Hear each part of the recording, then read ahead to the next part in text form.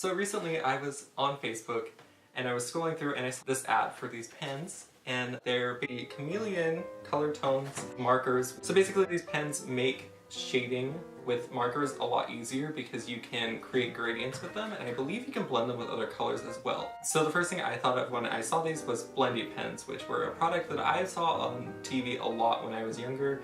They were always on the infomercial. I wanted them so bad, and I remember I got them once and they actually like barely worked for me. Really a bummer. So hopefully these actually end up working for me, because the only product reviews or kind of the only product testing I could find was actually from the company itself. So I don't know, I kind of went out and bought these on a whim without actually knowing what they were. So the price of these was $26.99. So it was definitely not cheap, especially because there's only 5 pens in here. It's priced competitively, I guess, with higher quality markers for sure. But the only issue is I have no idea how these work, and if I were to buy like Copic markers or something, I kind of have a feel for how those would work. I don't know, I feel more confident buying those because they have kind of a reputation, and this is a fairly new brand, I think. We'll have to see. If these work, that would be super cool, and they could actually save a lot of time. Looking online, they come just in 5 packs, but they also come in bigger bundles, and if you buy those, you save a little bit more money, and those come out between, you know, $4 and $5 per pen. So if you did buy this product and really like it, you could definitely get more and, you know, save a little bit of money if you wanted to buy the entire set, which is a 52 pen set that is $224.99. According to the website, these are designed to make a gradient a lot easier. It's basically access to a ton of different tones in one marker. I do believe that you can get color tips as well for these and blend different colors. Again, back to the Blendy pens analogy. Hopefully they're a little better than that. So in the box, you get 5 pens, a nice little gift from Chameleon, some spare Japanese super soft brush nibs. Oh yeah, one thing I forgot to mention about these is you can actually change the tip if they get worn down or something, so it does save money in the long run. There's instructions too, which I'll probably end up needing these because they're a little complicated. So what I can tell about this pen, first of all, is that it's very long. It has a nice matte feel, so it doesn't feel cheap. It's not gonna fall apart when you're using it, that's great. I'm gonna look at the instructions because it looks a little complicated.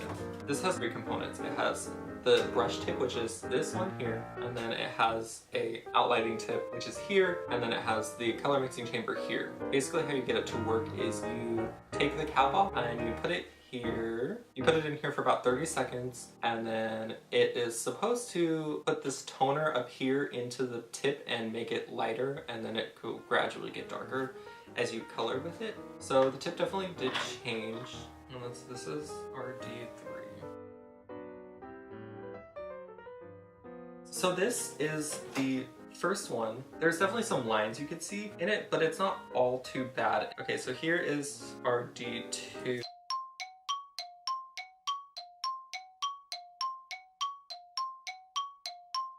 I feel like waiting for this is annoying, and I feel like I was in the groove of making a just really detailed art piece. I wouldn't want to just sit here like, alright, gotta wait 30 seconds to get my blending effect. I would rather just go in and use a colorless toner after I'm done. They are working, but they don't really save that much time.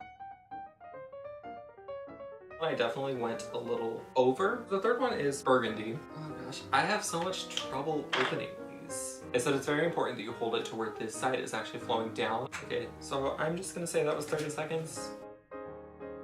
Okay, so that was not 30 seconds. So far, I thought we had 3 of the similar effect, and they've all 3 been different. So if you are going to use these, I would definitely recommend being mindful of how long you put it in here, and if you have to set a timer and make sure that every time I put it in the blending chamber that it's in there for the same amount of time so that it has the same kind of level of gradation. Now onto the yellow. I'm really impatient, which maybe this is why it's not a good product for me. That one worked out the way that it was supposed to. The last one is orange. I definitely didn't leave that one in there long enough. So all of these work. They do a gradient, but I was only doing a linear gradient. I don't know how they do coloring in a circle or maybe an organic shape. Next I'm going to try and test out kind of shading in a leaf. I drew a leaf even though I don't have green, so I'm just going to color in a red leaf. So if you lose a lot of things, there is room to lose a cap. When you are shading in something that's not just a linear gradient, you do have to do it in parts, and I don't know how it's going to be color matching those parts and really making them flow seamlessly to the other. That was a total fail. So next I'm going to try to do a radial gradient. There's so many components to this. I feel like if I was just in a rush, it would be pretty difficult. I must be doing something wrong. I'm losing confidence in this. These don't look that great. The linear gradients look fine, and other things I messed up on, it could use some blending. So lastly, I'm going to try to blend two different colors together. Now I understand that they do have color tips, but those are sold separately and I didn't buy those. Oh, also this tip, I literally don't think I would use this. I don't know how I thought this would work. That was fun. I'm not gonna lie, I don't think that they worked for me. I think that they're a little too unpredictable in terms of how long you leave it in there and what the effect is actually gonna be. Also, it didn't handle well with coloring organic forms. If you were just doing a linear gradient, it did fine, but also if I feel like if I were to do a linear gradient that was really wide, it would not work as well. And then I definitely feel like what it did do right, it could use, you know, just some more blending, which I feel like is what this was supposed to avoid. And I understand that these are meant to kind of reduce the need for various shades and just use one marker in providing those tones. I feel like when I just traditionally do it, I have control over how the gradient's gonna progress. So it is actually sometime later, and I realized that my camera actually stopped recording at the end of my video. So I'm just gonna hop on here really quickly and finish saying what I was going to before my camera stopped recording. I went back and actually watched the advertisement for these, and I realized that they do work for their intended purpose. I don't think that they're meant to do more than just a basic linear gradient or even some, you know, like a radial gradient. I think that the reasons that they didn't work